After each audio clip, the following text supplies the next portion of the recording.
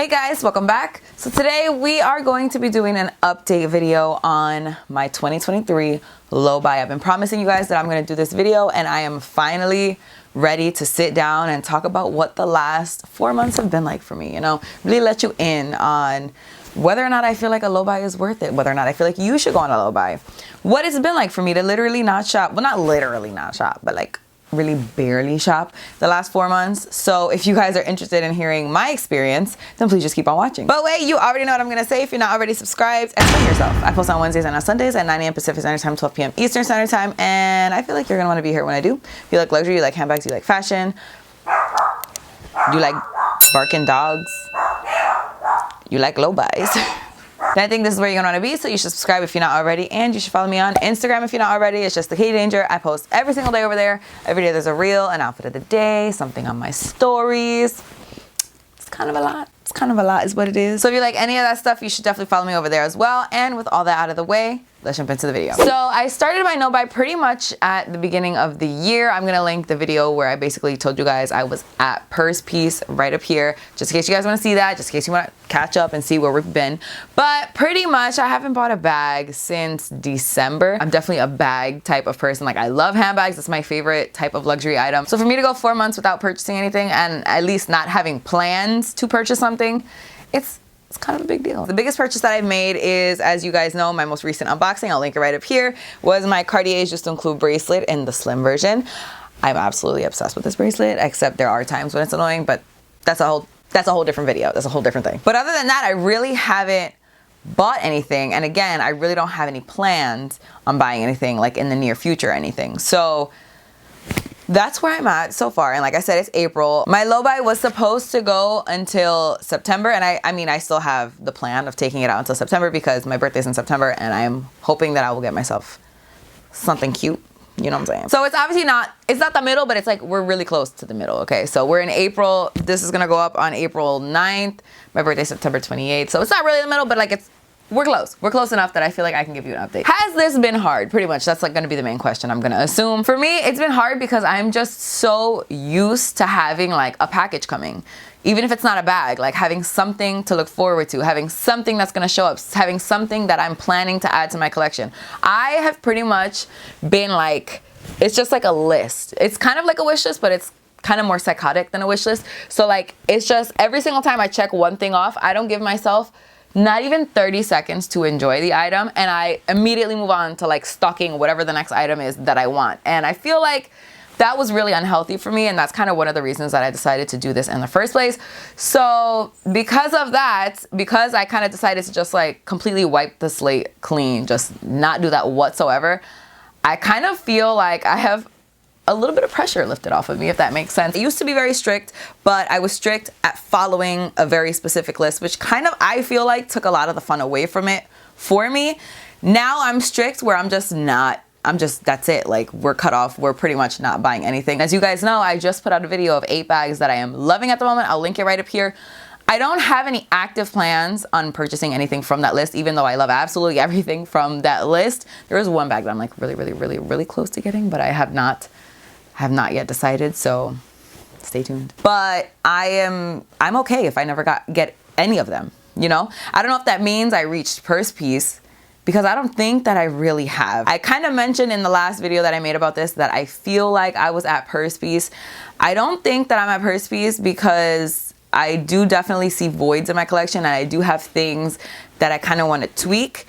But another thing that I think is helping me kind of get through this year is the fact that the market right now for pre-loved bags is not the best that it's ever been.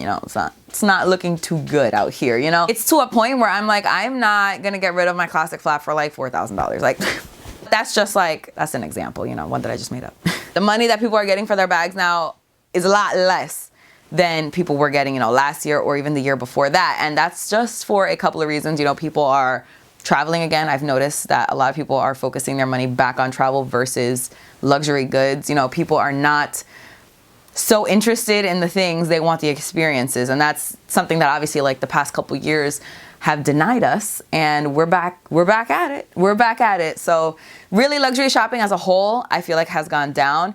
And I think because of that, and obviously you guys know, like, YouTubers are YouTubers are leaving left and right. Luxury YouTubers are out. They are out. I do kind of feel like it's all interconnected. I feel like because of the fact that people are more invested in traveling, people are not so interested in buying things. So because of that, YouTubers are not so interested in putting out the content, and it's kind of just like a vicious cycle.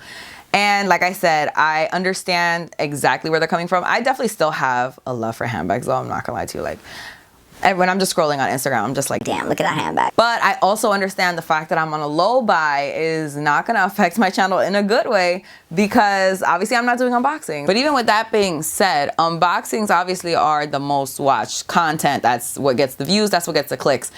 But even with that, it's still not getting the clicks that it used to. It's still not getting the views that it used to. So I understand why it is that people are just kind of feeling like it's the end of an era. I just feel like things needed to slow down. Like there needed to be a halt, because it was too much. And I feel like this is a much more doable, manageable pace, if that makes sense. So now, what are my plans for the next 5 months? Because we have 5 months until my birthday.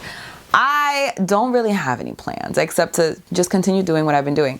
Like I said, it's been hard just not to be opening a box, not to be expecting something, not to be excited to wear something, which by the way, I still haven't worn my most recent bag, my yellow cocoa handle. I still have not worn that bag. Still.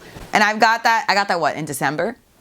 Still. That's like ridiculous. That's part of the reason that I needed to do this. I would have been on the hunt for my next bag without even having taken that bag out one time. Like, that's insane. I have so many other things going on in my life that me just sitting on Fashion File's website scrolling, or sitting on Coco Approve's website just scrolling. By the way, I will link the places that I shop pre-loved right up here, because I did make an entire video dedicated to that, in case you're curious.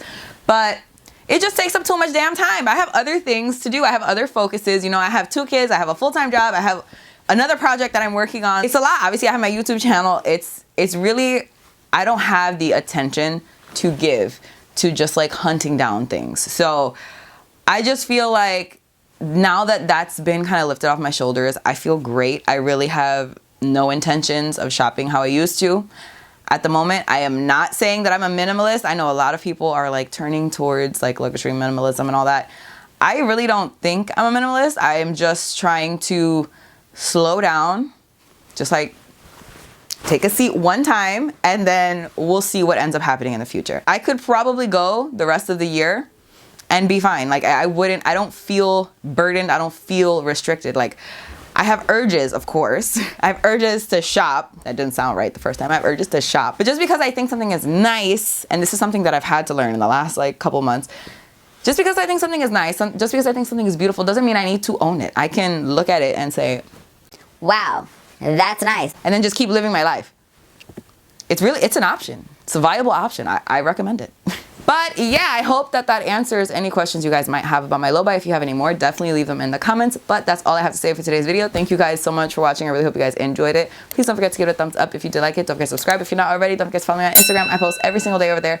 And that's all I have to say. So I'll see you guys in my next one.